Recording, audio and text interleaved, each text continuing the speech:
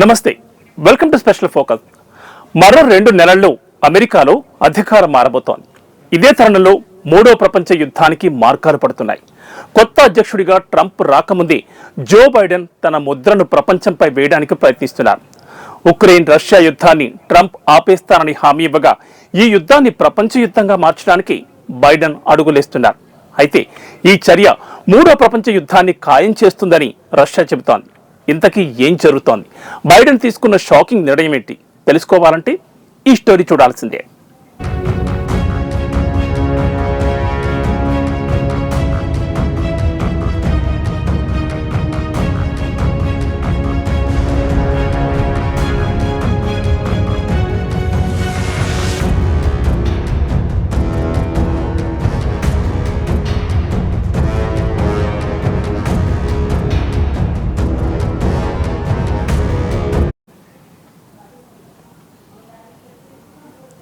Ukraine Russia యుద్ధం ప్రపంచ యుద్ధంగా మారనుందా?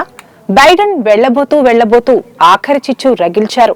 America ఒక్క డెసిషన్ ప్రపంచాన్ని బూడిద చేస్తుందా? ఆగుతుందనుకున్న యుద్ధం అంతానికి దారితీస్తుందా?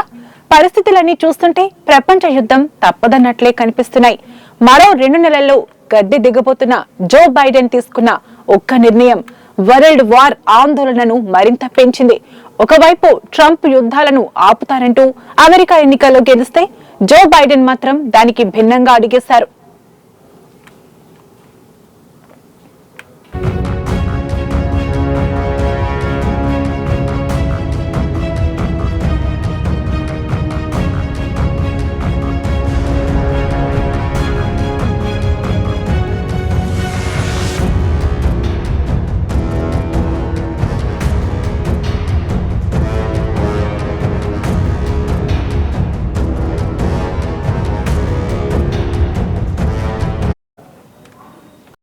ఎప్పటి నుండో అదిమి పెట్టిన ఆఖరి అస్త్రాన్ని సెండ్ ఆఫ్ బహుమతిగా ఉక్రెయిన్ కిచ్చి పెద్ద బాంబు పేల్చారు. మరో 2 నెలల్లో అధికార పీఠం దిగబోతున్న సమయంలో ప్రపంచానికి కూడా షాక్ ఇచ్చారు. అమెరికా పంపించిన కీలకమైన ఆయుధాలను స్వేచ్ఛగా వినియోగించుకోవచ్చని ఉక్రెయిన్ కు అనుమతి ఇచ్చారు. నిన్నటి వరకు ఈ ఆయుధాలను ఉక్రెయిన్ భూభాగంలోకి చొచ్చుకొచ్చే రష్యా దళాలపై దాడికి మాత్రమే వినియోగించాలి.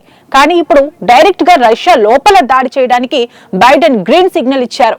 ఎప్పటి నుంచో వస్తున్న రష్యా బెదిరింపులను పక్కన పెట్టి మరీ బైడెన్ ఈ నిర్ణయం తీసుకున్నారు. దీంతో రష్యా ఉక్రెయిన్ యుద్ధంలో ఆఖరి అంకం స్టార్ట్ అయ్యేటట్లే ఉంది.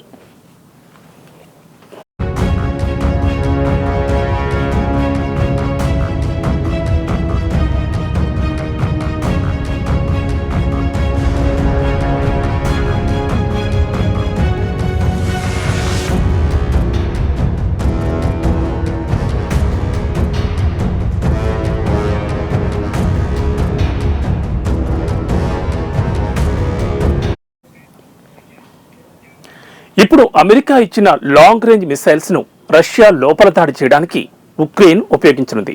ఈ అవకాశం కోసం ఉక్రెయిన్ ఎప్పటి నుంచో అమెరికాను బతిమాలుతోంది. కాగా మరో 2 నెలల్లో అధికారం నుంచి దిగుతున్న బైడెన్ దీనికి మొదటిసారి అనుమతి ఇచ్చారు. పశ్చిమ రష్యాలోని కుర్స్క్ ప్రాంతంలో ఉక్రెయిన్ దళాలతో యుద్ధం చేయడానికి ఇటీవల ఉత్తర కొరియా 11,000 మంది సైనికుల్ని పంపగా ఈ చర్యకు వ్యతిరేకంగా అమెరికా ఈ నిర్ణయం తీసుకున్నట్లు తెలుస్తోంది.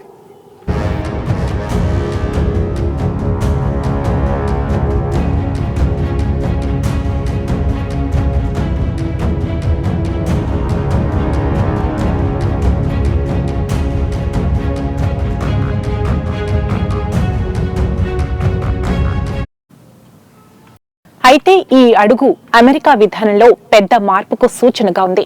డొనాల్డ్ ట్రంప్ అధికారం చేపట్టిన తర్వాత ఉక్రెయిన్ కి ఇచ్చే సహకారాన్ని పరిమితం చేస్తానని చెప్పారు. అలాగే యుద్ధాన్ని కూడా ఆపడానికి చర్యలు తీసుకుంటానని హామీ ఇచ్చారు. అయితే దానికి భిన్నంగా బైడెన్ నిర్ణయం ఉంది. బైడెన్ అనుమతితో ఆర్మీ టాక్టికల్ మిసైల్ సిస్టమ్స్ అని పిలిచే లాంగ్ రేంజ్ మిసైల్స్ తో రష్యాలో దాడి చేయడానికి ఉక్రెయిన్ సిద్ధమైంది.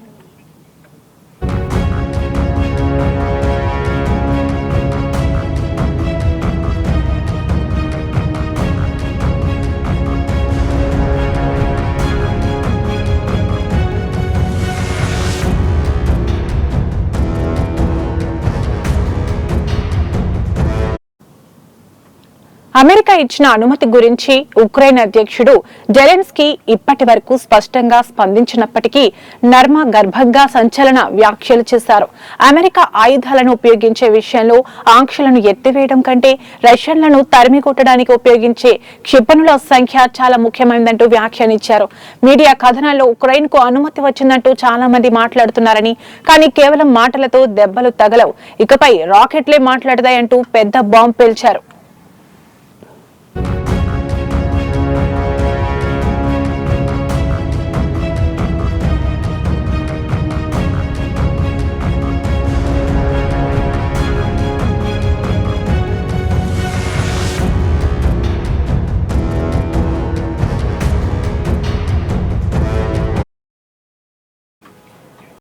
నిజానికి ఉక్రెయిన్లోని రెండవ అతిపెద్ద నగరమైన కార్కివ్లో రష్యా సరిహద్దు దాడిని ప్రారంభించిన తర్వాత అమెరికా అధ్యక్షుడు బైడెన్ రష్యాలో యుఎస్ ఇచ్చిన ఆయుధాల వాడకంపై పరిమితులను సడలిస్తూ వచ్చారు. కార్కివ్ను రక్షించడంలో భాగంగా high mobility artillery rocket system హెమార్స్ను ఉపయోగించేందుకు ఉక్రెయిన్కు అనుమతి ఇచ్చారు. ఈ రాకెట్లు దాదాపు 50 మైళ్ల పరిధిని ఛేదించే సామర్థ్యం కలవి. ఇవి సరిహద్దుల్లో ఉన్న రష్యన్ దళాలపై నేరుగా దాడి చేయడానికి సహాయపడతాయి. అయితే కార్కివ్ రక్షణ కోసం దాదాపు 190 మైళ్ల పరిధి ఉన్న long range army tactical missile systems ని ఉపయోగించడానికి అనుమతి ఇవ్వలేదు. తాజాగా దీన్ని కూడా అనుమతించడంపై రష్యా కన్నెర్ర చేస్తోంది.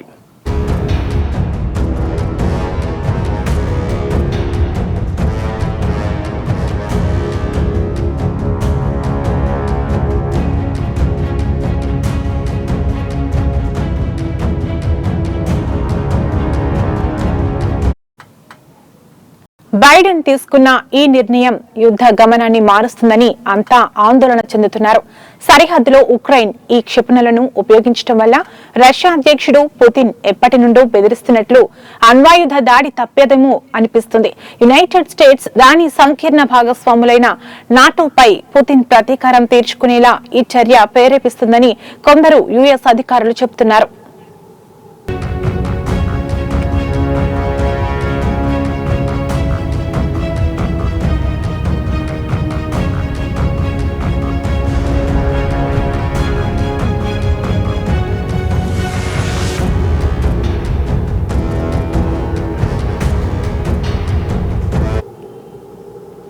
ఈ ఆగస్టులో ఉక్రెయిన్ స్వాధీనం చేసుకున్న రష్యన్ భూభాగం మొత్తాన్ని తిరిగి స్వాధీనం చేసుకునే లక్ష్యంతో కుర్స్క్లోని ఉక్రెయినియన్ స్థావరాలపై ఉత్తర కొరియా దళాలతో కలిపి 50,000 మంది సైనికులతో రష్యా సైన్యం భారీ దాడిని ప్రారంభించింది. ఇప్పుడు బైడెన్ నిర్ణయంతో ఉక్రెయినియన్లు ఆర్మీ టాక్టికల్ మిసైల్స్ ఉపయోగించి రష్యా ఉత్తర కొరియా దళాలున్న కీలకమైన సైనిక స్థావరాలు, లాజిస్టిక్స్ నోడ్లు, మందుగుండు గిడ్డంగులు, రష్యాలోని ఆయుధ సరఫరా మార్గాలపై దాడి చేసే అవకాశం కనిపిస్తోంది.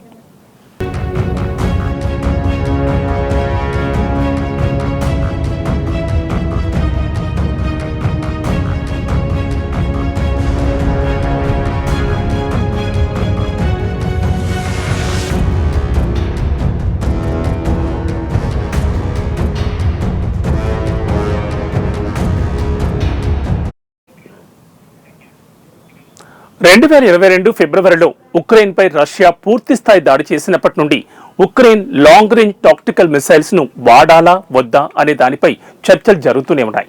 ఉక్రెయిన్ అనుమతి అడుగుతుంటే అమెరికా దాటేస్తూ వచ్చింది. పెంటగాన్ అధికారులు కొందరు వాటిని ఉక్రెయిన్లకు ఇవ్వడాన్ని వ్యతిరేకించారు. ఈ క్షిపణులను ఉక్రెయిన్కి ఇస్తే పుతిన్ యుద్ధాన్ని మరింత తీవ్రం చేస్తారని కొంతమంది వైట్ హౌస్ అధికారులు ఆందోళన వ్యక్తం చేశారు.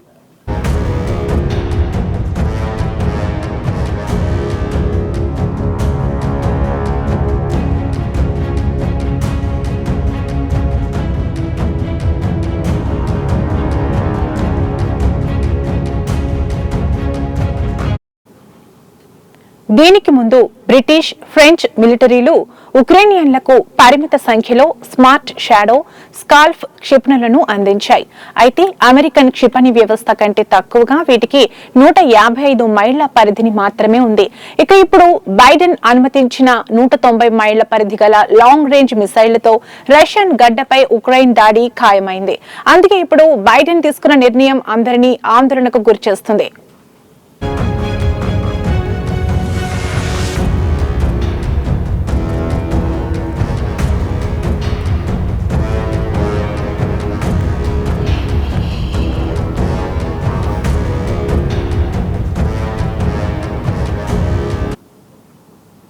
అమెరికా లాంగ్ రేంజ్ మిసైళ్లను అనుమతిస్తే పరిస్థితులు చాలా దారుణంగా ఉంటాయని పుతిన్ ఇదివరకే వార్నింగ్ ఇచ్చారు. ఇప్పుడు ఇదే హెచ్చరికను రష్యా చట్టసభ సభ్యులు చేస్తున్నారు. అమెరికా ఆయుధాలు రష్యా లోపల పడితే అది మూడో ప్రపంచ యుద్ధానికి దారితీసే ప్రమాదం ఉందని రష్యా చట్టసభ సభ్యులు మరియా బుటినా తాజాగా వెల్లడించారు. బైడెన్ అధికారం మరో 2 నెలలు మాత్రమే ఉండగా యుద్ధాన్ని తీవ్ర స్థాయికి తీసుకెళ్లడానికి ప్రయత్నిస్తున్నారని బుటినా పేర్కొన్నారు. అయితే ట్రంప్ ఈ నిర్ణయాన్ని వెనక్కి తీసుకుంటారని ఆశిస్తున్నట్లు తెలిపారు.